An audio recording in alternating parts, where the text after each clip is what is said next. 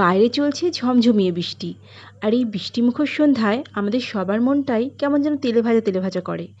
তবে গত কয়েকদিন ধরে বৃষ্টি হওয়ায় ডিপ ফ্রাইড খাবারগুলো খুব বেশি পরিমাণেই খাওয়া হয়েছে। আজও খেতে ইচ্ছা করছে, তাই বৃষ্টিমুখর সন্ধ্যাটাকে উপভোগ করার জন্য আর মনটাকে শান্ত করার জন্য বানিয়ে ফেললাম একদম অল্প তেলে পেঁয়াজি। হ্যাঁ, অল্প তেলে পেঁয়াজি।